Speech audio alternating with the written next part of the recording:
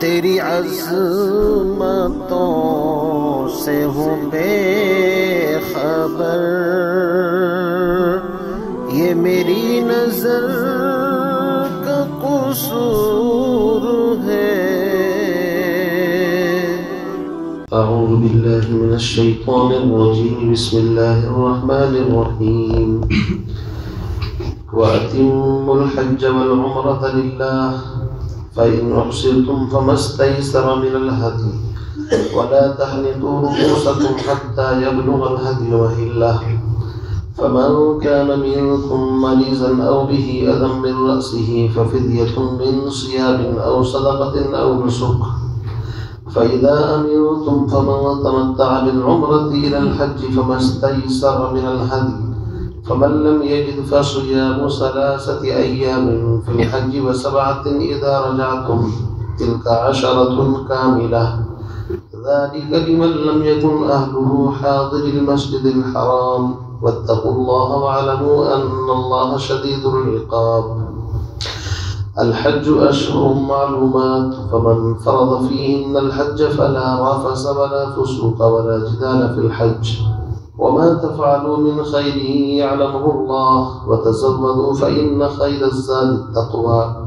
واتقون يا أولي الألباب ليس عليكم جناح أن تبتغوا فضلا من ربكم فإذا أفضتم من عرفات فاذكروا الله عند المشعر الحرام واذكروه كما هداكم وإن كنتم من قبله لمن الضالين ثم أفيضوا من حيث أفاض الناس واستغفروا الله إن الله غفور رحيم فإذا قضيتم مناسككم فاذكروا الله كذكركم آباءكم أو أشد ذكرا فمن الناس من يقول ربنا آتنا في الدنيا وما له في الآخرة من خلاق ومنهم من يقول ربنا آتنا في الدنيا حسنة وفي الآخرة حسنة وقنا عذاب النار أولئك لهم نصيب مما كسبوا والله سريع الحساب واذكروا الله في أيام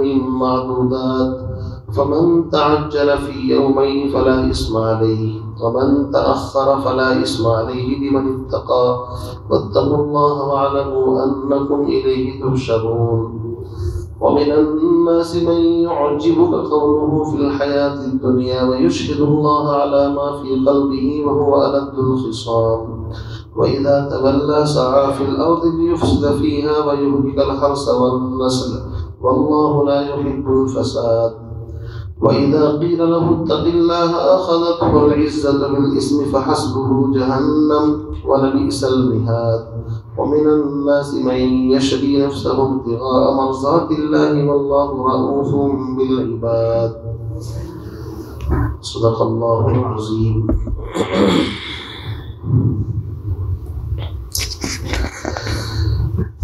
اس سے پہلی آیات میں جہاد فی سبیل اللہ اور قتال فی سبیل اللہ کا تذکرہ چل رہا تھا۔ اس کے اندر بھی چونکہ جان مال دونوں چیزیں لگتی ہیں، اسی سے ملتی جلتی عبادت اور بھی ہے جس میں انسان اپنے بیوی سے، بچوں سے، کاروبار سے، ساری چیزوں سے الگ ہو کر کے جان بھی اس میں لگتی ہے، مال بھی لگتا ہے، وہ ہے حج اور عمرہ۔ تو ان آیات میں حج کے احکام، مسائل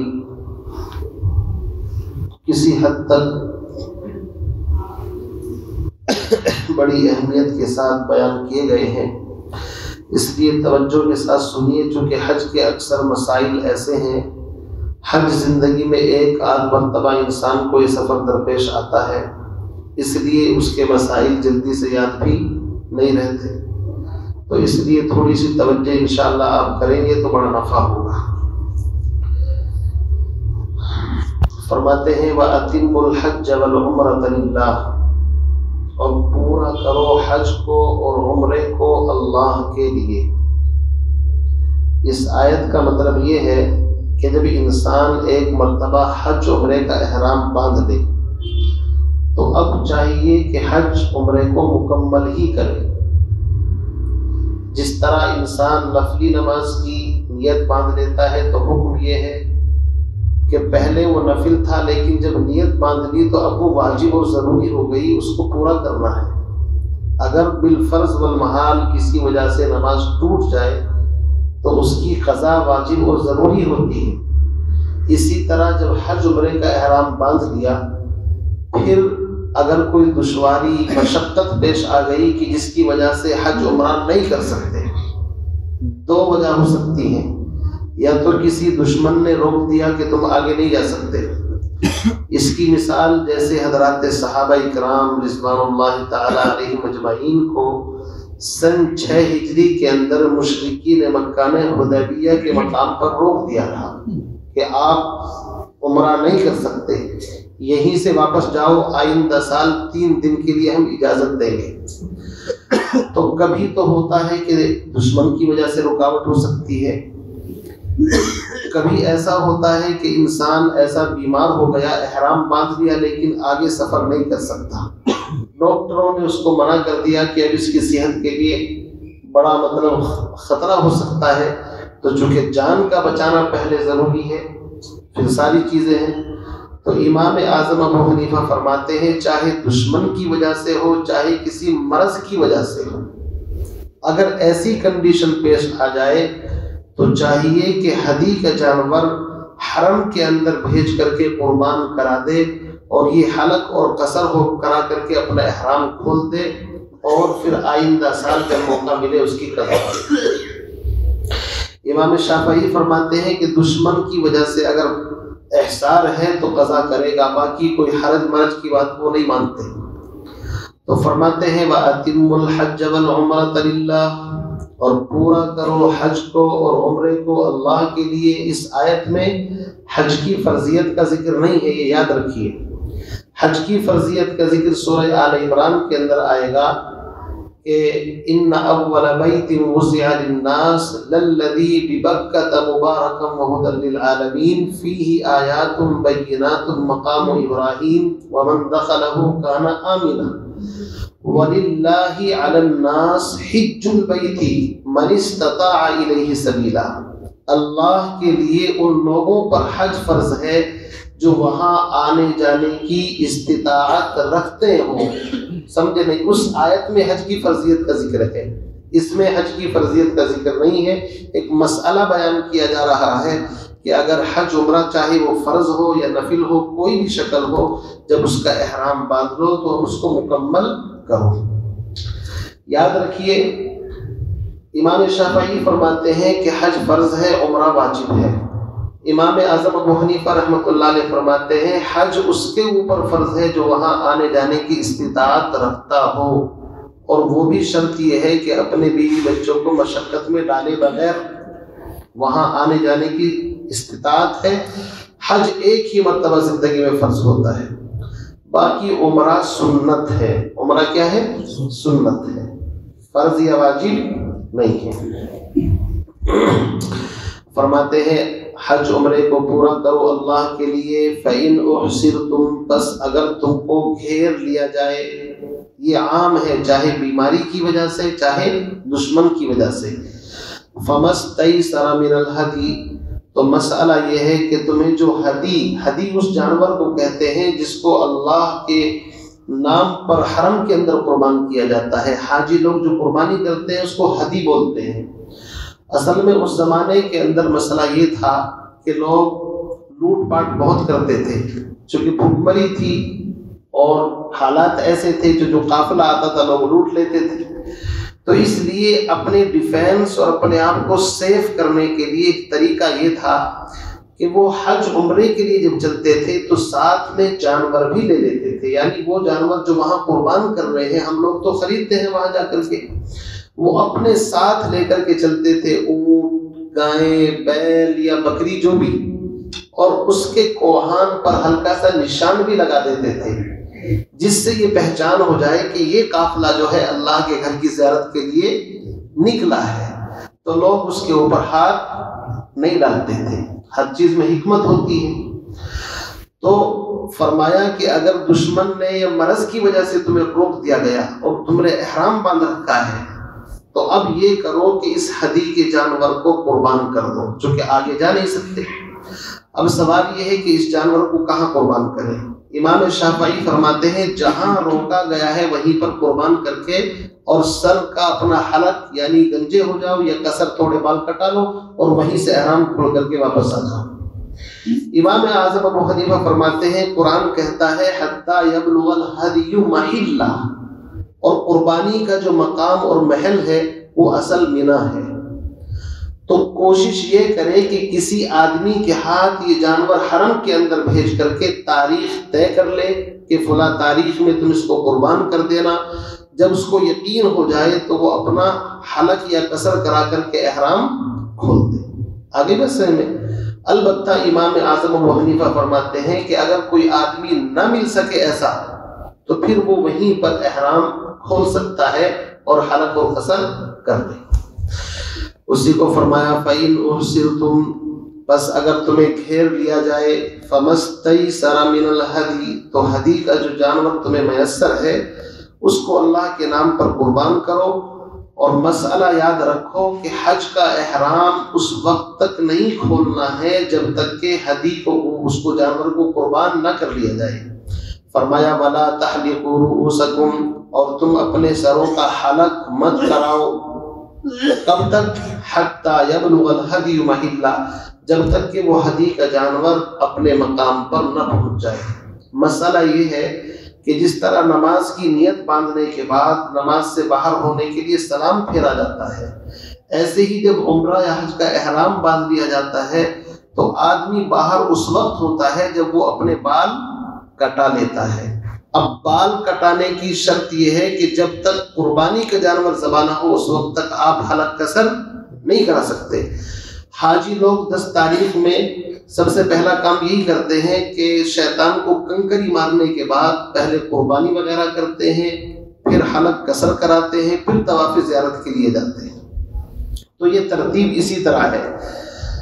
آگے ایک مسئلہ بیان فرمایا کہ اگر کسی آدمی نے حج عمرے کا احرام باندھ لیا اور دشمن نے اس کو روکا بھی نہیں، راستہ بھی پرامن ہے، لیکن کنڈیشن یہ ہو گئی کہ اس کے سر میں جو بہت زیادہ پڑ گئی یا سر میں کوئی ایسی تکلیف ہے، درد ہے، ڈاکٹر نے کہا کہ بال کٹانے پڑیں گے، یعنی وہ کام کرنا پڑ گیا جو حج میں احرام کی حالت میں نہیں کر سکتے، سمجھ رہے نا؟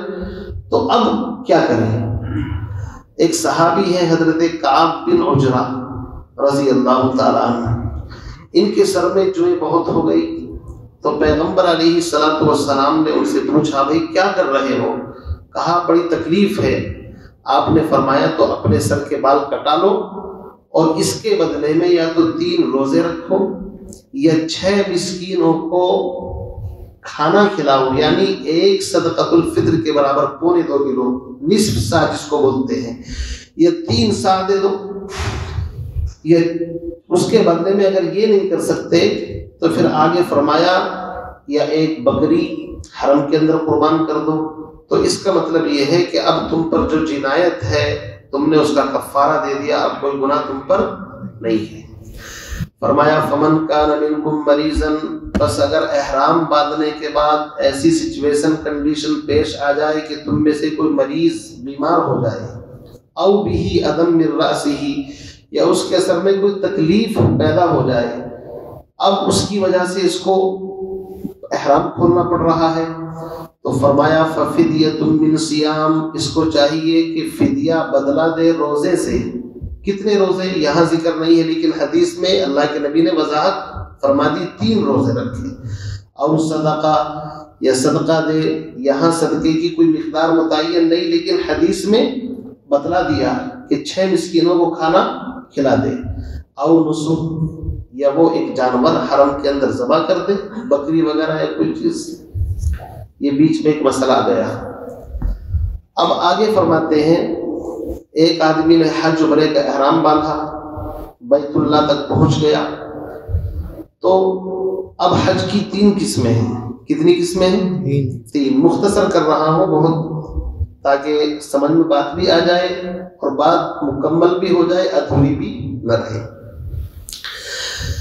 حج افراد، افراد کہتے ہیں صرف حج کرنا، حج تمتع اور قران، تمتع کا مطلب یہ ہوتا ہے ایک ہی سفر کے اندر پہلے عمرہ کرنا اور عمرہ کرنے کے بعد حلال ہو کر کے یعنی بال کٹا کر کے فریش ہو کر کے پھر عام حاجیوں کی طرح رہے اور 8 تاریخ کو پھر حج کا احرام باندھ لے۔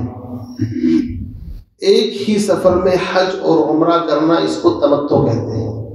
فرق یہ ہے کہ پہلے عمرہ کر کے احرام کھول دیا جاتا ہے اور پھر کوئی پابندی اس کے اوپر رہتی نہیں۔ جب احرام کھول دیا خوشبو بھی لگا سکتا ہے، بال بھی کاٹ سکتا ہے، ساری پابندیاں جو تھی وہ ختم ہو جاتی ہیں۔ پھر 8 تاریخ کو یہ بندہ اپنے وہیں سے جہاں فلیٹ پہ جہاں رہتا ہے وہیں سے حج کا احرام باندھ کر کے مینا کے لیے چلا جاتا ہے۔ اس کو کہتے ہیں تمتع۔ دوسری شکل یہ ہے حج کی کہ اپنے وطن سے چلے تو میقات سے پہلے عمرے کا احرام باندھ لے، احرام باندھنے کے بعد وہاں جا کر کے عمرہ کرے، اور عمرے کے اندر 2 ہی کام ہوتے ہیں، طواف اور 2 رکعت نماز پڑھ کر کے صفا مروا کے درمیان سعی کرنے کے بعد یہ بال نہیں کٹائے گا، یعنی عمرے سے باہر نہیں آئے گا، بلکہ 8 تاریخ تک اسی طرح اسی احرام کی حالت کے اندر رہے گا۔ احرام بدل سکتا ہے، مثلا جیسے کپڑے ہم بدلتے ہیں دوسرا احرام بدلتے رہو، احرام کے بدلنے سے احرام نہیں ٹوٹتا، یہ بھی دھیان رکھیے۔ کبھی آپ سوچیں کہ ایک ہی احرام اتنا لمبا کیسے چلے گا، تو جس طرح ہم کپڑے بدلتے ہیں اسی طرح گندا میلا ہو جائے تو آپ بدلتے رہیں لیکن رہیں گے احرام کے اندر۔ اب ساری پابندیاں ہیں، خوشبو استعمال نہیں کر سکتے، شکار نہیں کر سکتے، جو نہیں مار سکتے، کسی کی شکار کی طرف رہنمائی نہیں کر سکتے، تو اس میں بڑی مشقت ہے ایک طریقے سے، لیکن ثواب بھی زیادہ ملے گا جتنی پابندیاں اٹھائے گا۔ اب یہ 2 طرح کا جو حج ہے اس میں مسئلہ یہ ہے کہ اگر اس کے پاس قربانی کا جانور ہے تو 10ویں تاریخ کو جو قربانی کرتے ہیں دم شکر یہ کرنی چاہیے۔ کس کو؟ جو عمرہ حج دونوں کو ایک ساتھ ملا کر کے کرے، چاہے تمتع کی شکل میں کرے چاہے قران کی شکل میں کرے۔ تمتع قران کا فرق سمجھ گئے نا؟ تمتع میں یہ ہوتا ہے کہ احرام باندھ کر کے عمرہ کیا اور احرام کھول دیا، پھر 8 تاریخ کو حج کیا، تو ایک ہی سفر میں 2 کام کر لیے، حج بھی عمرہ بھی، اس کے شکرانے میں قربانی بنتی ہے۔ یا دوسری شکل کہ عمرہ کیا لیکن احرام نہیں کھولا، آگے حج اسی طرح شروع کر دیا تو بھی قربانی بنتی ہے۔ تو مسئلہ یہ ہے کہ ان کو چاہیے کہ وہ قربانی کا جانور حرم کے اندر ذبح کریں، اور یاد رکھیے بہت سے حجاج اس میں کوتاہی کر دیتے ہیں۔ حج کی قربانی الگ ہے اور قربانی کے دنوں میں جو ہم پر قربانی واجب ہے وہ الگ ہے۔ اگر ہم وہاں پر مسافر ہیں تو مسئلہ الگ ہے، مسافر پر نہیں ہے، لیکن اگر 15 دن ٹھہرنے کی نیت ہے وہاں پر اور مقیم ہے تو چاہے وہیں قربانی کر دے چاہے فون کر کے وطن میں کرا دے، اس کا کوئی مسئلہ نہیں ہے، چاہے وہ وطن میں بھی ہو سکتی ہے وہ قربانی۔ سمجھ رہے ہیں؟ یہ مسئلہ ویسے ذہن میں آ گیا۔ تو فرماتے ہیں کہ جو حج عمرے کو ایک ساتھ ملائے، چاہے قران کرے چاہے تمتع، اس کو کیا کرنا ہے؟ بولو بھائی، قربانی۔ لیکن کوئی بیچارہ ایسا ہے کہ حج عمرہ ایک ساتھ اس نے کر لیا لیکن قربانی کے پیسے اس کے پاس ہے ہی نہیں، اب کیا کریں؟ تو دوسرا مسئلہ یہ بیان فرمایا، اس کو چاہیے وہ 10 روزے رکھے۔ کتنے روزے؟ 10۔ 3 روزے تو وہیں پر رکھ لے عرفہ سے پہلے، چاہے عرفے کے دن تک رکھ لے، یعنی 7، 8، 9 یا 6، 7، 8 میں رکھ لے، اور باقی 7 روزے اس کی مرضی ہے، چاہے وہیں رکھ لے اگر اس کا قیام مکہ مدینے کے اندر ہو، اور چاہے وطن واپس آ کر کے رکھ لے۔ یہ مسئلہ ہے۔ اب جب میں ترجمہ کروں گا تو بات انشاءاللہ سمجھ میں آ جائے گی۔ مسئلہ میں نے بیان کر دیا۔ فرماتے ہیں فَإِذَا أَمِنْتُمْ، اس سے پہلے چونکہ بات چل رہی تھی اگر تمہیں روک لیا جائے دشمن کی وجہ سے، لیکن اگر تم مطمئن ہو، تم نے حج عمرے کا احرام باندھا اور اللہ کے گھر تک پہنچ گئے، اب 3 ہی شکلیں ہیں، یا تو حج افراد کرو گے۔ یاد رکھیے حج افراد ان لوگوں کے لیے ہے جو صرف میقات کے اندر رہتے ہیں، حل کے اندر رہتے ہیں یا حرم کے اندر، ان کو تو جب چاہے کر سکتے ہیں عمرہ۔ لیکن جو لوگ میقات سے باہر رہتے ہیں، اللہ کے رسول علیہ الصلوۃ والسلام کی تعلیمات کے مطابق حدود حرم سے باہر دنیا کے ہر گوشے سے آنے والے انسان کے لیے کچھ ایسی علامت متعین ہے کہ جب بھی وہاں سے گزرو گے تو حرم کا احترام لازم ہے، احرام باندھ کر کے وہاں سے گزرو، اس کو میقات کہتے ہیں۔ اگر کوئی بندہ میقات سے بغیر احرام کی گزر جائے تو اس کے اوپر قربانی واجب ہو جاتی ہے۔ اسی لیے بیچارے بہت سے فلائٹ کے اندر ہی باندھ لیتے ہیں، بہت سے ایئرپورٹ کے اندر باندھ لیتے ہیں، کہیں ایسا نہ ہو سوتے رہ گئے پتہ ہی نہیں چلا۔ حالانکہ جس فلائٹ کے اندر عمرہ کرنے والے ہوتے ہیں عموماً وہ اعلان کر دیتے ہیں، اتنی بات وہ بھی جانتے ہیں۔ بہرحال فرماتے ہیں فَمَن لَّمْ يَجِدْ فَإِذَا أَمِنْتُمْ، بس اگر تم امن کی حالت میں ہو، کوئی ٹینشن نہیں، حج عمرے کا احرام باندھ رکھا ہے، اللہ کے گھر تک پہنچ گئے اور تم نے قران یا تمتع کیا ہے، فَمَن تَمَتَّعَ بِالْعُمْرَةِ إِلَى الْحَجِّ، اور تم نے عمرے کو حج کے ساتھ ملایا ہے، چاہے تمتع کیا ہو چاہے قران کیا ہو، فَمَا اسْتَيْسَرَ مِنَ الْهَدْيِ، تو تمہیں جو میسر ہے ہدی یعنی جانور وہ اللہ کی بارگاہ میں قربان کرو۔ فَمَن لَّمْ يَجِدْ، لیکن اگر تم نے تمتع اور قران تو کیا ہے لیکن تمہارے پاس قربانی کا جانور نہیں ہے، فَصِيَامُ ثَلَاثَةِ أَيَّامٍ فِي الْحَجِّ، تو حج کے ایام میں 3 روزے رکھے۔ حج کے ایام کون سے ہیں؟ 8 تاریخ سے شروع ہوتے ہیں، 9، 10 اور 10 کا روزہ رکھ نہیں سکتے چونکہ قربانی کا دن ہے وہ، تو اس سے پہلے رکھے، تو 3 روزے رکھے ایام حج کے اندر، وَسَبْعَةٍ إِذَا رَجَعْتُمْ، اور 7 روزے رکھے جبکہ تم وہاں سے واپس لوٹ کر کے آ جاؤ۔ اب اس میں گنجائش ہے چاہے وہیں رکھے چاہے وطن میں آ کر کے رکھے۔ تِلْكَ عَشَرَةٌ كَامِلَةٌ، فرماتے ہیں یہ 10 ہو گئے، 3 وہ 7 یہ مکمل 10 ہو گئے۔ اس میں ایک مسئلہ یہ ہے کہ اگر کوئی بندہ 3 روزے 9 تاریخ سے پہلے نہ رکھ سکا تو اب قربانی ہی متعین ہے، ہر حال میں قربانی ہی کرنی پڑے گی۔ اب اس کے پاس پیسے نہیں کرے کیسے، تو آئندہ سال کسی کا ہاتھ بھیج دے، کیوں جی، یہ شکل ہے اس کی۔ فرمایا یہ حج تمتع اور قران اس شخص کے لیے ہے، ذَلِكَ لِمَن لَّمْ يَكُنْ أَهْلُهُ حَاضِرِ الْمَسْجِدِ الْحَرَامِ، جو مسجد حرام کے پاس نہ رہتا ہو، یعنی آفاقی ہو، باہر کا رہنے والا۔ باقی جو مسجد حرام کے قریب رہتا ہے تو وہ قران اور تمتع نہیں بلکہ وہ حج افراد کرے گا۔ کون سا کرے گا؟ افراد۔ اور حج افراد میں قربانی نہیں ہے، البتہ اگر کوئی کر دے تو مستحب ہے، گناہ بھی نہیں ہے۔ ایک آدمی افراد کر رہا ہے اور پھر بھی کرنا چاہتا ہے ثواب کی نیت سے تو کر سکتا ہے۔ فرماتے ہیں واتقوا اللہ، اور اے حاجیو حج کے سفر میں اللہ سے ڈرو، وَاعْلَمُوا، اور جان لو، ان اللہ شدید العقاب، اگر تم نے کوئی گڑبڑ کی تو لوگ تمہیں حاجی کہیں گے لیکن اللہ کو تو پتہ ہے، تو یاد رکھو، وَاعْلَمُوا، جان لو، اللہ کی پکڑ بڑی سخت ہے۔ اس کے بعد فرماتے ہیں الحج اشہر معلومات، حج کے چند مہینے ہیں، گنتی کے چند دن ہیں۔ حج کے ایام کتنے ہیں؟ رمضان کے بعد شوال کا پورا مہینہ حج کا مہینہ ہے، ذی قعدہ کا پورا مہینہ حج کا مہینہ ہے، اور ذی الحج کے 10 دن۔ کتنے؟ تو 2 مہینے 10 دن سال کے دنوں میں سے، ویسے تو 5 دن ہیں، 8، 9، 10، 11، 12 اور 13 تک ملا لیجیے، 8 کو چھوڑی بلکہ 9 سے یوم عرفہ سے۔ ان 5 دنوں کے اندر عمرہ کرنا مکروہ ہے، منع ہے۔ صرف حج کے 5 دن ہیں، عمرہ ان 5 دنوں کے علاوہ جب چاہے کرو۔ البتہ حج کے جو مہینے ہیں وہ شوال سے شروع ہو جاتے ہیں۔ اگر ایک بندہ شوال کی 1 تاریخ کو عمرے کا یا حج کا احرام باندھ کر کے سفر شروع کر دے اور پھر جا کر کے یہ عمرہ کرے، حج کرے، تو اس کا حج تمتع یا قران بن جائے گا، چونکہ ایک ہی سفر کے اندر حج یا عمرہ کرنا اسی کو قران یا تمتع کہتے ہیں۔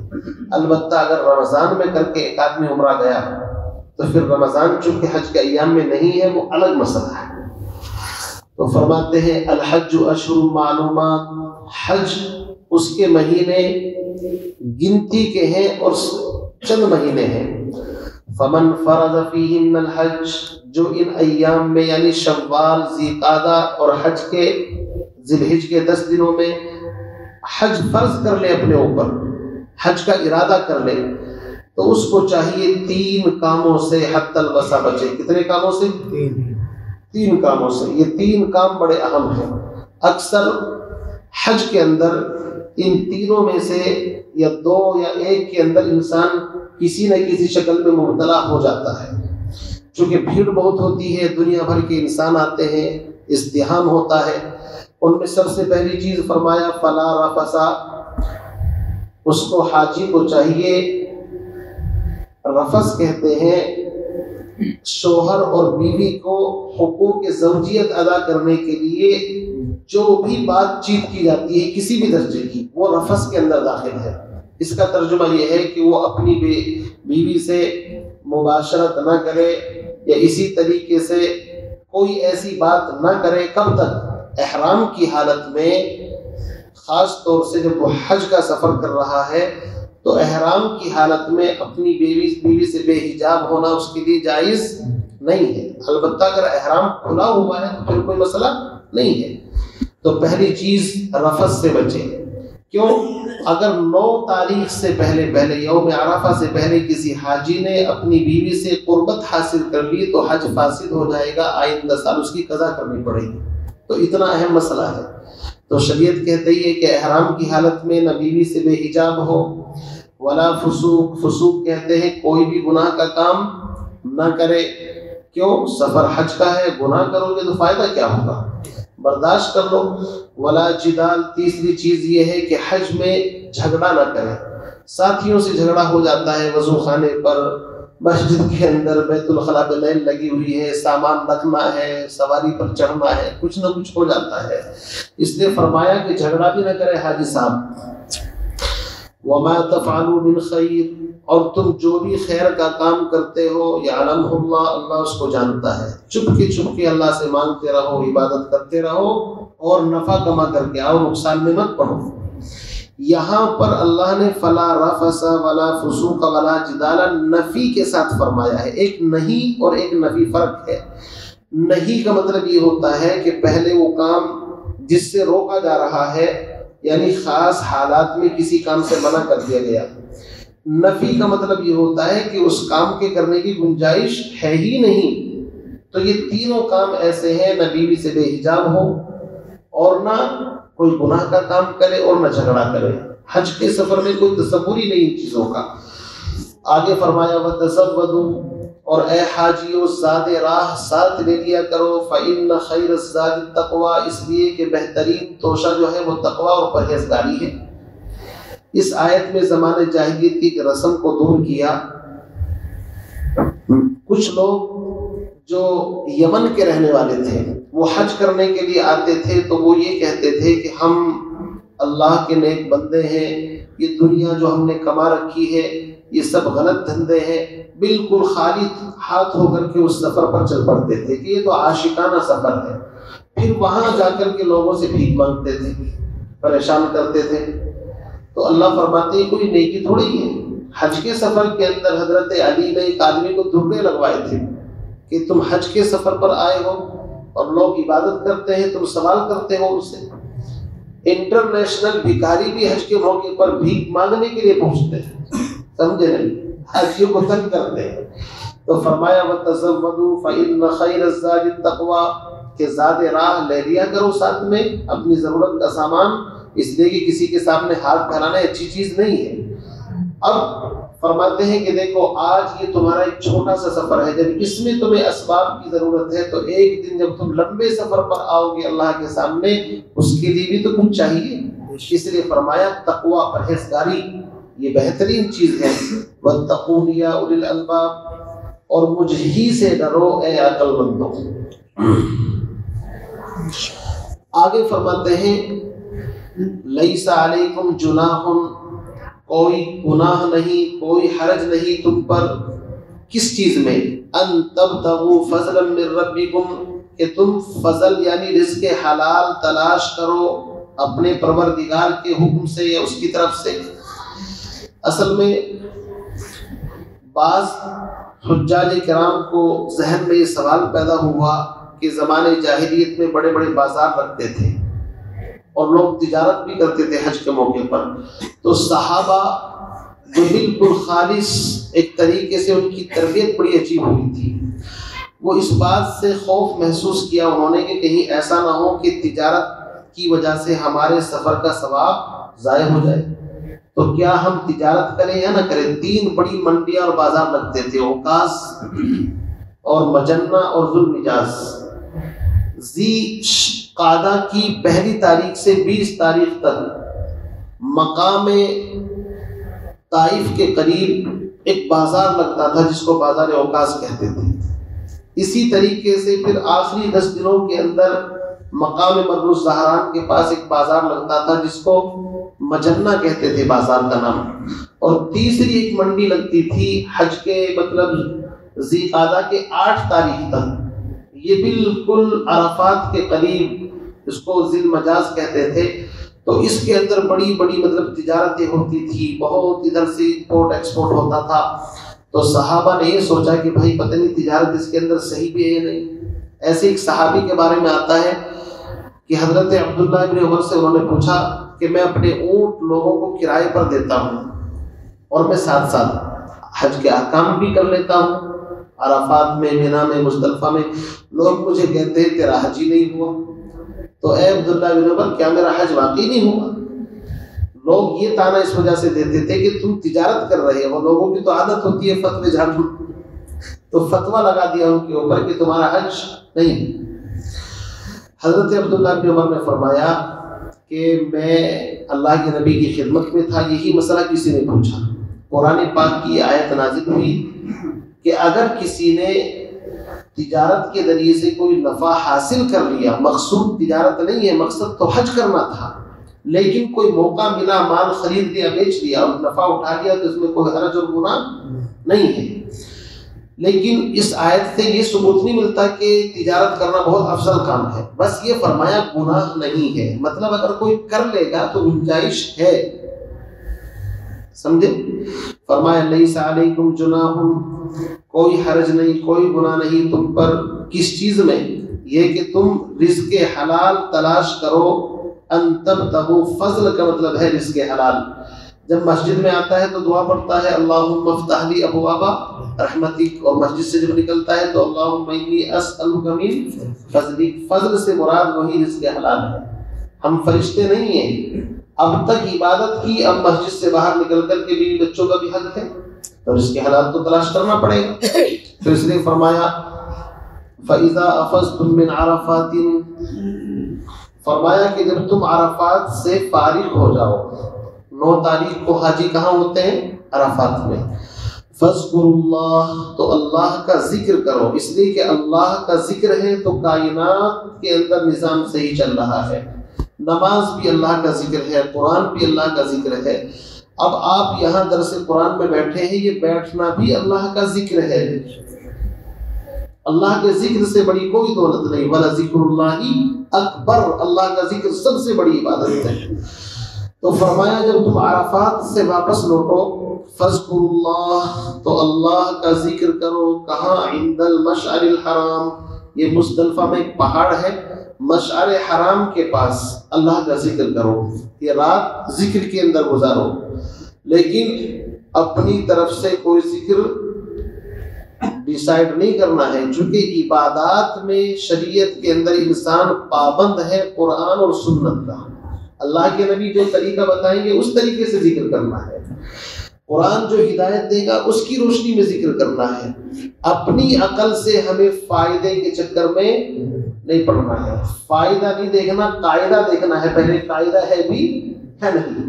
اب مثال کے طور پر بہت سے آدمی نماز سے پہلے درود پاک پڑھتے ہیں، پھر اعتراض کرتے ہیں بھئی یہ درود کے منکر ہیں. بھائی ہم درود کے منکر نہیں ہیں، لیکن درود اللہ کے نبی نے اس مقام پر نہیں پڑھا ہے. کہاں پڑھا ہے؟ اللہ کے نبی نے نماز میں تحیات کے بعد پڑھا ہے تو ہم بھی پڑھتے ہیں، کوئی منع نہیں کرتا. تو دین میں ہم پابند ہیں اللہ کی ہدایت کے. جو گائیڈ لائن تو وہی ہے نا. فرمایا کہ ذکر کے جوش میں کہیں ایسا نہ ہو اپنی طرف سے کوئی ذکر شروع کر دو. اصل ذکر وہی ہے. کیا ہے وہ؟ تلبیت پڑھ جاتا نا، لبیک اللہم لبیک لبیک لا شریک لک لبیک ان الحمد والنعمت لک والملک لا شریک لک. جو ذکر بتائے ہیں وہ کرنے ہیں. فرمایا وَاذْكُرُوهُ كَمَا هَدَاكُمْ، اس جملے کو بہت غور سے سنیں کہ اللہ کا ذکر اس طرح کرے جیسا اس نے تم کو ہدایت کی ہے، جیسا تم کو طریقہ بتایا ہے۔ اب اس میں ساری بات آ گئی، یعنی اپنی طرف سے ہمیں کوئی ذکر نہیں کرنا ہے، جہاں جہاں جو چیز بتائی ہے اس کے مطابق کرنا ہے۔ فرمایا وَإِن كُنتُم مِّن قَبْلِهِ لَمِنَ الضَّالِّينَ، اور جب تک تمہیں اللہ نے نہیں بتایا تھا اس سے پہلے تم انجان تھے، ناواقف تھے، کچھ بھی نہیں جانتے تھے۔ ضالین کا مطلب گمراہ، یعنی کچھ بھی نہیں جانتے تھے، اللہ نے بتا دیا، بڑا فضل فرما دیا اس نے۔ اب آگے ایک زمانہ جاہلیت کی رسم، اس کا ذکر ہے۔ زمانہ جاہلیت میں جب لوگ حج کرتے تھے تو قریش مزدلفہ میں ٹھہر جاتے تھے اور عرفات میں نہیں جاتے تھے۔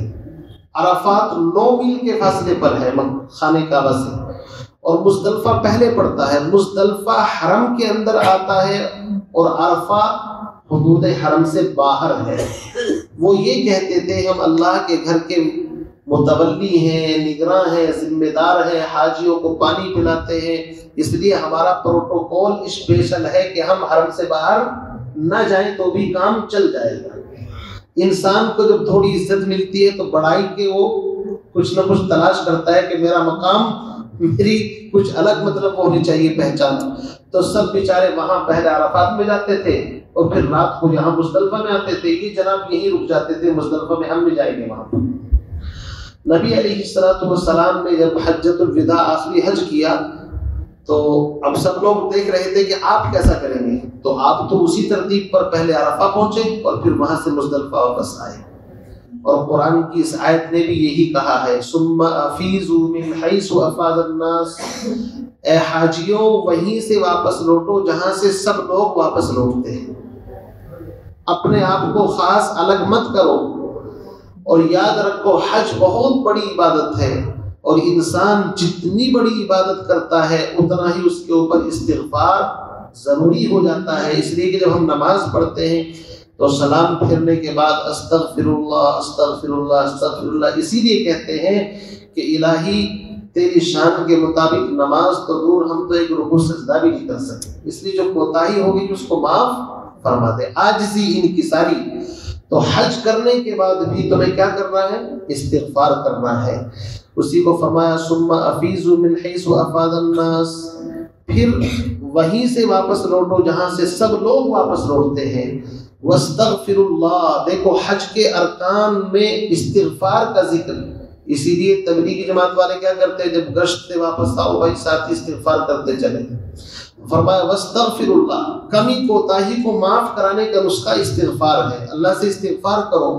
ان اللہ غفور الرحیم، بے شک اللہ تعالیٰ بہت زیادہ معاف کرنے والا، بڑا رحیم ہے، معاف کر دے گا۔ چلو بھائی کوئی بات نہیں۔ آگے فرماتے ہیں فَإِذَا قَضَيْتُم مَّنَاسِكَكُمْ، اس آیت میں بھی ایک زمانے جاہلیت کی رسم جو تھی، ایک اس کا علاج۔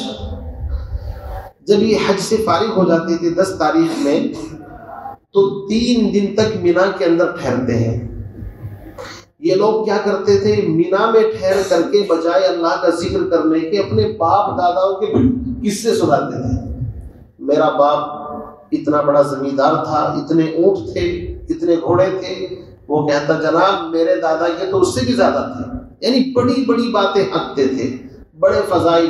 میرا باپ اتنا سخی تھا، اس کا دسترخوان 24 گھنٹے چلتا رہتا تھا، یعنی جو بھی کچھ ہوتا تھا باپ دادا کے فضائل وہاں اکٹھے ہو کر کے بیان کرتے تھے۔ اللہ نے فرمایا بھائی اللہ کا ذکر کرو مینا کے اندر، اور جتنا تم باپ دادا کا ذکر کر رہے ہو اس سے بھی زیادہ اللہ کا ذکر کرو۔ اسی کو فرمایا فَإِذَا قَضَيْتُم مَّنَاسِكَكُمْ، جب تم حج کے احکام سے فارغ ہو جاؤ، یعنی اب تم نے 10 تاریخ کو قربانی بھی کر لی، حلق قصر بھی کرا لیا، اب مینا کے اندر کنکریاں مارنے کا کام رہ گیا، تو تم ایک کام کرو فَاذْكُرُوا اللَّهَ كَذِكْرِكُمْ، اللہ کو یاد کرو جس طرح ذکر کرتے ہو تم اپنے باپ داداؤں کا، او اشد ذکر، بلکہ اس سے بھی زیادہ اللہ کا ذکر کرو۔ اب حاجیوں کی دو قسم یہاں سے بیان کی جاتی ہیں کہ بعض لوگ اسلام کے لباس کے اندر بظاہر اسلام قبول کر لیا، لیکن صحابہ کے اندر منافقین بھی رہتے تھے کچھ لوگ.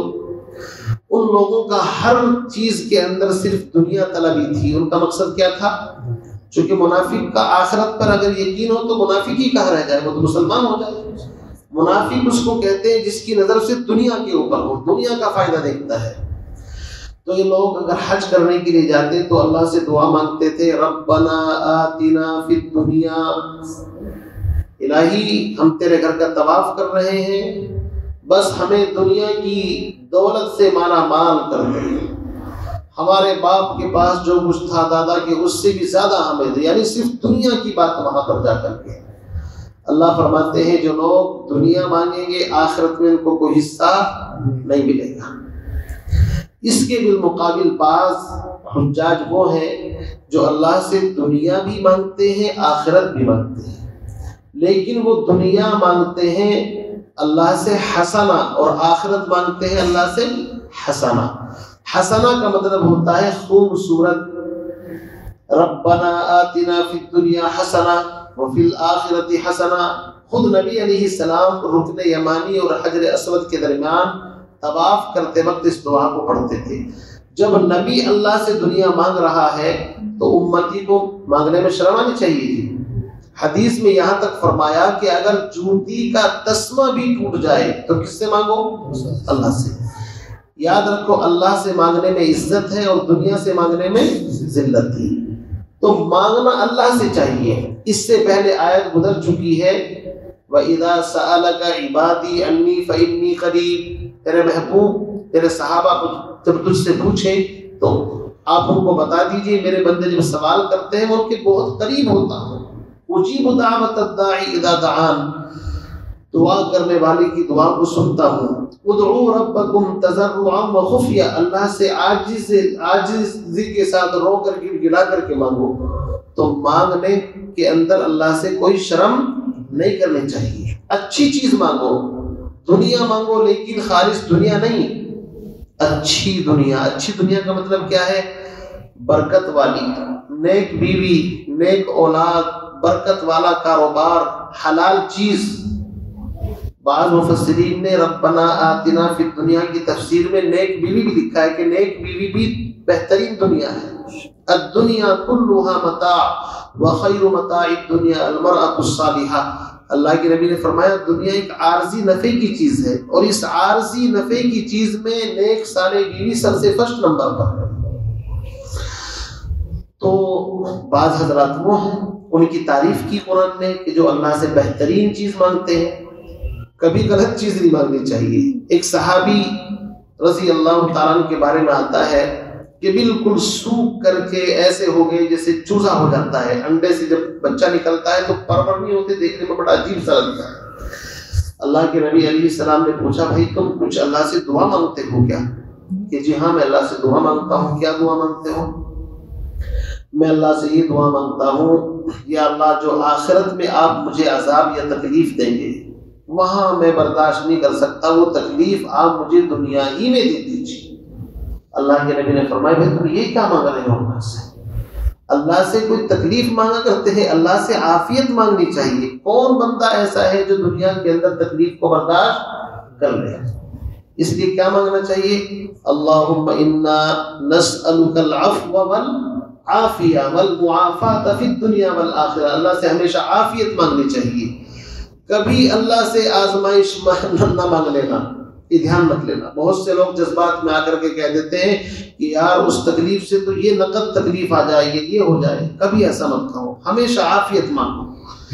تو فرمایا وَمِنْهُمْ مَنْ يَقُولُ فَمِنَ النَّاسِ، بعض لوگ ایسے ہیں مَنْ يَقُولُ جو اس طرح دعا مانگتے ہیں ربنا آتنا فی الدنیا، اے ہمارے پروردگار ہمیں دنیا میں عطا کر دے.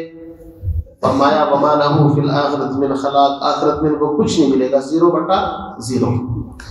وَمِنْهُمْ مَنْ يَقُولُ، لیکن بعض ایسے ہیں صحابہ جو یوں کہتے ہیں ربنا آتنا فی الدنیا حسنہ، اے ہمارے پروردگار ہم نے ہمیں دنیا حسنہ عطا فرما، نیک بیوی عطا فرما، نیک بچے عطا فرما، حلال کاروبار عطا فرما، صحت تندرستی عطا فرما.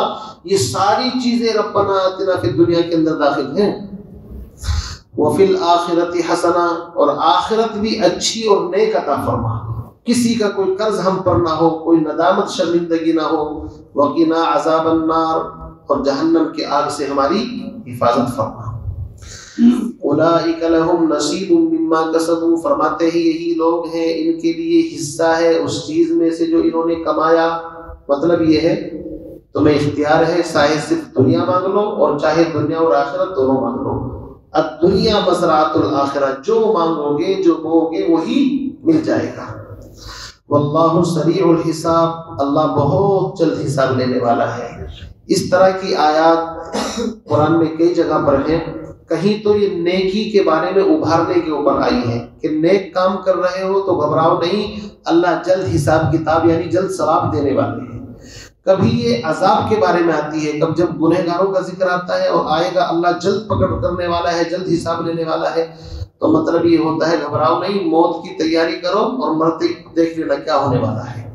اس لیے کہ جو بندہ مر گیا اس کی تو قیامت اسی دن قائم ہو گئی. آگے فرماتے ہیں چونکہ حج کا ذکر چل رہا ہے، اب بالکل حج کے اس مضمون کو مکمل کیا جا رہا ہے، لیکن ایک اصلاح کے ساتھ.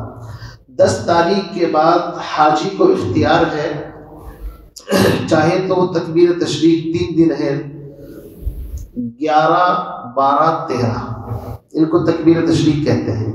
چاہے تو وہ تینوں دن وہاں رہ کر کے کنکر مار کر کے واپس آ جائے، اور چاہے وہ 11 اور 12 میں کنکر مار کر کے سورج غروب ہونے سے پہلے مینا سے واپس آ جائے. اگر 12 تاریخ کا سورج مینا میں غروب ہو گیا تو اب اس کو 13 کی کنکری بھی مارنی پڑے گی. لیکن یاد رکھیے پہلی 10 تاریخ کو جو کنکری ماری جاتی ہے وہ سورج نکلنے کے بعد سے لے کر کے پورا دن، اور جو رات آتی ہے اس میں صبح صادق سے پہلے مارنے کا پورا وقت ہوتا ہے. البتہ اس میں مسئلہ یہ ہے تندرست ہیں جوان ہیں تو ان کو روشنی میں دن میں مارنی چاہیے، البتہ جو بیمار کمزور ہیں ان کو رات میں بھی اجازت دی ہے. اس لیے پہلے لوگ بہت بھگدڑ کرتے تھے، اب 24 گھنٹے قریب مل گئے، اس لیے ٹینشن لینے کی کوئی ضرورت نہیں ہونی چاہیے میرے حساب سے. اب یہاں سمجھ کے نہیں جاتے تو بھاگم بھاگ پھر وہ اس کے اوپر حادثے پیش آ جاتے ہیں. 24 گھنٹے کا ٹائم بہت ہوتا ہے بھائی صاحب، سمجھے نہیں؟ صبح سورج نکلنے سے لے کر کے کب تک کا ٹائم ہے؟ پورا دن. اور سورج غروب ہونے کے بعد میں صبح صادق تک اس سے پہلے مار سکتے ہیں 10 تاریخ کو. 11 اور 12 تاریخ کو مارنی ہے زوال کے بعد سے لے کر کے. کہاں سے مارنی ہے؟ زوال کے بعد سے لے کر کے شام تک، اور شام سے لے کر کے وہی صبح تک، تقریباً 14 15 16 گھنٹے تو تب بھی بیٹھیں گے. البتہ 13ویں تاریخ کو اگر وہاں پر رکنا پڑ جائے تو اجازت ہے کہ وہ صبح صادق سے لے کر کے یعنی زوال آفتاب سے پہلے مار سکتا ہے. یہ رعایت دی ہے 13 تاریخ میں مارنے والے کو. کچھ لوگ زمانے جاہلیت میں اس کو گڑبڑ کر دیا تھا. اس میں وہ کہتے تھے جو 12 کو آ گیا گڑبڑ، بھائی 13 کیوں نہیں ماری تم نے کل کری، اور جو 13 کو مار کر کے آتے تھے تو 12 والے کہتے تھے تم گڑبڑ کر رہے ہو، 12 تک مارنی چاہیے. آپس میں اس طرح کی گروپ بنتی ہو گئی. قرآن نے اس کا حل کیا، بھائی 12 تک بھی جائز ہے اور 13 تک بھی جائز ہے، اس لیے جھگڑنے کی کوئی بات نہیں. فرمایا وَاذْكُرُوا اللَّهَ فِي أَيَّامٍ مَّعْدُودَاتٍ، اور اللہ کو یاد کرو گنتی کے چند دنوں میں، یعنی تکبیر تشریق کے جو دن ہے 9 تاریخ کی صبح سے 13 تاریخ کی شام تک اللہ اکبر لا الہ الا اللہ واللہ اکبر وللہ الحمد، یہ تکبیر پڑھی جاتی ہے. اس کو فرمایا کہ بھائی اللہ کا ذکر کر لو، چند دن کی بات ہے. رہی بات یہ 12 13 کا، اس کا مسئلہ ہم حل کرتے ہیں. اللہ نے فرمایا فمن تعجل فی یومین، جو 10 تاریخ کے بعد 2 دنوں میں ہی واپس آ جائے، یعنی 11 اور 12 کی، فلا اسم علیہ، اس پر بھی کوئی گناہ نہیں. ومن تأخر، اور جو اس کو 13 تاریخ تک کر لے، فلا اسم علیہ، اس کے اوپر بھی کوئی حرج کوئی گناہ نہیں. تو جھگڑتے کیوں؟ فرمایا لمن اتقا، یہ ثواب نیکی اس کے لیے ہے جو اللہ سے ڈرے، اصل چیز اللہ کا ڈر ہے۔ واتقوا اللہ، پھر فرمایا حاجیو اللہ سے ڈرو، وَاعْلَمُوا اور جان لو انکم الیہ تحشرون، تم سب کو اللہ کے پاس ایک دن اکٹھا ہونا ہے۔ آگے کی جو آیات ہیں اس میں منافقین کا اور صحابہ کا ذکر ہے۔ 3 آیتوں میں منافقین کا ذکر ہے اور ایک آیت میں صحابہ کی عظمت اور فضیلت ہے۔ ایک شخص تھا جس کا نام تھا اخنس بن شریک، یہ بڑا فصیح بلیغ، بہت سے لوگ بات کرنے میں بڑے ماہر ہوتے ہیں لیکن اندر سے منافق ہوتے ہیں۔ یہ پیغمبر علیہ السلام کے پاس آ کر کے بڑی چکنی چھپٹی باتیں اس نے کی، اپنے ایمان کا اظہار، یہ وہ بڑی بڑی باتیں ہاں کی، اور وہاں سے نکلنے کے بعد ایک جگہ سے اس کا گزر ہوا تو کھیتیوں کو آگ لگا دی، گدھے وہاں پر چل رہے تھے ان کے پیر کاٹ ڈالے، یعنی فتنہ فساد۔ اللہ فرماتے ہیں کہ بعض لوگ بڑے جھگڑالو قسم کے ہوتے ہیں، زبان سے کچھ کہتے ہیں لیکن عمل سے کچھ اور کرتے ہیں، سب جنہیں اسی کو منافق کہتے ہیں۔ فرمایا وَمِنَ النَّاسِ، اس میں منافقین کا ذکر ہے۔ بعض لوگ ایسے ہیں یعنی منافق، مَن يُعْجِبُكَ قَوْلُهُ، جن کی بات آپ کو تعجب میں ڈال دے گی، یعنی پسند آئے گی آپ کو ان کی بات، فی الحیات الدنیا، دنیاوی زندگی میں بڑے اچھے سے گفتگو کریں گے، وَيُشْهِدُ اللَّهَ عَلَى مَا فِي قَلْبِهِ، اور اپنے دل پر یعنی اپنے ما فی الضمیر پر اللہ کو گواہ بھی بناتے ہیں۔ سورہ منافقون جب آئے گی 28ویں پارے کے اندر، وہاں پر آپ دیکھنا اذا جاءک المنافقون قالوا نشهد انک لرسول اللہ، منافق آ کر کے کہتے تھے ہم گواہی دیتے ہیں آپ اللہ کے رسول ہیں۔ اللہ نے فرمایا یہ بدبخت جھوٹ بولتے ہیں، واللہ یعلم انک لرسول، اللہ بھی جانتا ہے تم اللہ کے رسول ہو، کیونکہ اللہ نے تو بنایا ہے، لیکن واللہ یشہد ان المنافقین لکاذبون، اللہ گواہی دیتا ہے یہ جھوٹ بول رہے ہیں۔ یہی کام ان کا تھا کہ بڑی قسمیں کھا کر کے چکنی چھپڑی باتیں کر کے پیغمبر کے پاس آتے، اللہ ان کی پول کھول رہے ہیں کہ بڑے بدبخت لوگ ہیں۔ بعض لوگ ایسے ہیں کہ ان کی باتیں آپ کو بے حد پسند آئیں گی، دنیاوی زندگی کے اندر اچھی باتیں پسند آتی ہیں، وَيُشْهِدُ اللَّهَ عَلَى مَا فِي قَلْبِهِ، اور اپنے دل کی بات پر اللہ کو گواہ بھی بناتے ہیں، وَهُوَ أَلَدُّ الْخِصَامِ، حالانکہ وہ سخت جھگڑالو قسم کے لوگ ہیں، وَإِذَا تَوَلَّى، جب وہ پیٹ پھیر کر کے جاتے ہیں، یعنی مجلس میں تو کچھ کہا اور یہاں سے اٹھ کر کے جاتے ہیں، یا دوسرا ترجمہ تولا، اگر اللہ ان کو حکومت، کوئی عہدہ، کوئی منصب دے دے تو پھر کیا گل کھلاتے ہیں، سعی فی الارض، زمین میں کوشش کرتے ہیں کس چیز کی، لیفسد فیہا، تاکہ زمین کے اندر فساد برپا ہو، چونکہ وہ تو ایمان سے، مسلمانوں سے تو چڑھتے ہیں، وہ تو فساد پھیلانا چاہتے ہیں، ویہلک الحرث والنسل، اور کھیتی کو اور نسلوں کو ہلاک کرتے، حرث کا مطلب کھیتی۔ امام قرطبی فرماتے ہیں قرآن کی اس آیت سے پتہ چلتا ہے کہ ہرے بھرے درخت لگانا اور پریاورن کو بچانا یہ ایک ذمہ داری ہے ہر انسان کی، اور اب سے 1400 سال پہلے جب قرآن نازل ہوا تب اس کا ذکر آیا ہے قرآن کے اندر۔ اب تو ہم کہتے ہیں کہ درخت لگاؤ، پانی بچاؤ، یہ بات چلتی ہے نا، اللہ نے تو اس کی مذمت بیان فرمائی ہے کہ جو درختوں کو جلاتا ہے، کھیتیوں کو کاٹتا ہے، غلط ہے وہ، یعنی وہ ایک طریقے سے فساد پھیلا رہا ہے۔ اس لیے فرمایا وَيُهْلِكَ الْحَرْثَ وَالنَّسْلَ، وہ چوپایوں کو، کھیتیوں کو تباہ کرتا ہے، وَاللَّهُ لَا يُحِبُّ الْفَسَادَ، اور اللہ فسادی لوگوں سے محبت نہیں کرتا۔ وَإِذَا قِيلَ، اور ایسے آدمی سے جب کہا جاتا ہے سمجھانے کے لیے، اتق اللہ، اللہ سے ڈر، اخذتہ العزت بالاسم، تو اس کا غرور نفس اس کو گناہ پر آمادہ کرتا ہے، فحسبہ جہنم، تو ایسے لوگوں کا ٹھکانہ جہنم ہے، ولبئس المہاد، اور جہنم بدترین جگہ ہے، مہاد کہتے ہیں بستر کو، یعنی آگ کا بستر ہے ان کے لیے وہاں پر۔ یاد رکھیے انسان کے اندر جب بڑائی پیدا ہو جاتی ہے تو بڑائی کا جو وائرس ہے کبر، یہ بڑی خطرناک چیز ہے۔ تم سمجھاؤ، انسان کو برا لگتا ہے کہ مجھے سمجھایا کیوں جا رہا ہے۔ اللہ کے نبی نے فرمایا تکبر یہ نہیں کہ انسان اچھا کپڑا پہنے، اچھا جوتا پہنے، صاف ستھرا رہے، یہ تکبر نہیں ہے۔ اللہ تعالیٰ جمیل ہے، جمال تو اس کو پسند ہے، خوبصورت رہنا، صاف ستھرا رہنا تکبر نہیں ہے۔ اگر کوئی اچھی سواری، اچھی مطلب کپڑے اور اچھا جوتا چپل پہن کے رہتا ہے تو اس کو متکبر نہیں کہہ سکتے، چونکہ اللہ کو صفائی پسند ہے۔ کبر کیا چیز ہے؟ فرمایا الکبر بطر الحق وغمط الناس۔ کبر کہتے ہیں حق بات کو جھٹلانا اور لوگوں کو حقیر سمجھنا۔ یہ دو چیزوں سے مل کر کے تکبر بنتا ہے۔ اگر میں کسی کو حقیر سمجھ رہا ہوں، اپنے سے کم، یا حق بات کو جھٹلا رہا ہوں کہ میری توہین ہو جائے گی، حالانکہ حق بات ہے، مجھے مان لینی چاہیے، لیکن میں جھٹلا رہا ہوں اس کو، تو سمجھ لیجیے کہ واقعی یہ چیز تکبر ہے۔ ایسے منافقین کو جب کہا جاتا بدبختوں کیا کر رہے ہو، تو ان کی عزت نفس کے نہیں، ہم جو کچھ کر رہے ہیں صحیح کر رہے ہیں، ہم غلط کر ہی نہیں سکتے۔ اللہ فرمائے کہ یہ تکبر ہے، ایسے لوگوں کا ٹھکانہ جہنم ہے، وہ بہت ہی بھیانک جگہ ہے، وَلَبِئْسَ الْمِہَادُ۔ اس میں تو منافقین کا ذکر آیا۔ اب قرآن کی عادت یہ ہے کہ اگر ایک طرف کسی بد کردار کا ذکر آتا ہے تو دوسرے اس کے مقابلے میں نیک لوگوں کا ذکر کرتا ہے۔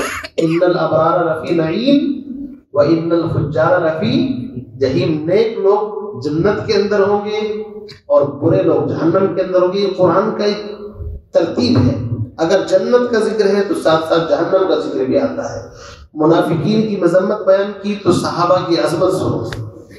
فرماتے ہیں بعض لوگ ایسے بھی ہیں، وَمِنَ النَّاسِ، بعض لوگ کیسے ہیں، مَن یشری، جو بیچ ڈالا جنہوں نے اپنے آپ کو، کس چیز کے بدلے میں، نفسہ، اپنے نفس کو، اپنے وجود کو، اپنی پورے سسٹم کو بیچ ڈالا، ابتغاء مرضات اللہ، اللہ کی رضا اور خوشنودی کو پانے کے لیے۔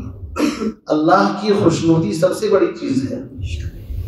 قرآن میں ہے وَرِضْوَانٌ مِّنَ اللَّهِ أَكْبَرُ، اللہ کی رضا سب سے بڑی چیز ہے۔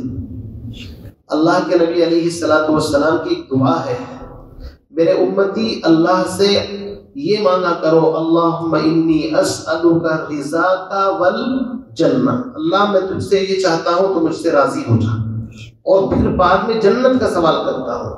یعنی اصل چیز اللہ کی رضا ہے، اور سیکنڈ نمبر پر جنت ہے۔ جنت تو ایک مکان کا نام ہے جہاں سے اللہ کی رضا کا پتہ چلے گا، ورنہ اصل مقصود جنت نہیں ہے۔ ہم چونکہ چھوٹے لوگ ہیں تو ہماری سوچ بھی چھوٹی ہے، ہم جنت مانتے ہیں، لیکن بڑے لوگوں کی سوچ بڑی ہوتی ہے۔ اللہ کے نبی علیہ السلام پہلے کیا مانگ رہے ہیں؟ اللہ کی رضا۔ اللہم انی اسألک رضاک والجنہ واعوذ بک من سخطک والنار، اور اللہ میں تیری ناراضگی سے پناہ چاہتا ہوں اور جہنم سے۔ پتہ ہی چلا جہنم سے بھی بدتر جگہ کیا ہے؟ اللہ کا ناراض ہونا۔ اسی لیے یاد رکھیے مولانا حسین احمد مدنی کے بارے میں آتا ہے کہ وہ رویا کرتے تھے اس آیت کو پڑھ کر کے وَرِضْوَانٌ مِّنَ اللَّهِ أَكْبَرُ، اور ہمیشہ یہ دعا مانگتے تھے اللہ کی رضا۔ سب نے مانگی۔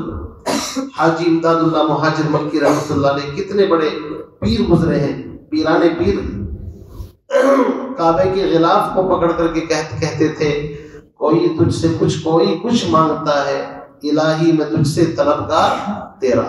اصل یہ ہے کہ جو تو میرا تو سب میرا، فلک میرا، زمین میری، اگر ایک تو نہیں میرا تو کوئی شے نہیں میری۔ اگر تو در نہ کھولے گا تو میں بھی در نہ چھوڑوں گا، حکومت اپنی اپنی ہے، کہیں تیری کہیں میری۔ تو انسان کا مزاج یہ ہو کہ وہ اللہ کی رضا میں راضی رہے۔ بھائی اس سے بڑا کوئی مقام نہیں ہے، بس یہ سمجھ لیجیے۔ سب سے اونچا مقام یہ ہے کہ جس حال میں بھی وہ رکھے ہے اس حال کو افضل دیکھا ہے، جس راہ کو ہم تجویز کریں اس راہ کو اسقل دیکھا ہے، وہ ثقیل ہے، لیکن جس راہ سے وہ لے چلتے ہیں اس راہ کو اسہل دیکھا ہے۔ ہمیشہ سہولت والا راستہ وہی ہے جس سے اللہ لے کر کے چلتا ہے۔ اس لیے ہم اس بات کو پلے سے باندھ لیں۔ یہ آیت حضرت صہیب رومی، حضرت بلال، ان حضرات کے بارے میں نازل ہوئی ہے جب وہ ہجرت کر کے جا رہے تھے، مشرکین نے ان کا راستہ روک دیا تو انہوں نے کہا پہلے تیروں سے مقابلہ کروں گا پھر تلوار سے، اور تم سے کم نہیں ہوں۔ یا اس کے اوپر ڈیل کر دیتے ہیں، میں تمہیں اپنا مال بتا دیتا ہوں، مکے کے اندر جاؤ مال لے لو، میرا راستہ چھوڑو۔ انہوں نے کہا بھائی ٹھیک ہے، وہ ان کو تو مال چاہیے تھا، مال مل گئے۔ یہ مدینہ پہنچے، جا کر کے واقعہ سنایا، آسمان سے جبریل قرآن پاک کی آیت لے کر کے نازل ہو گئی۔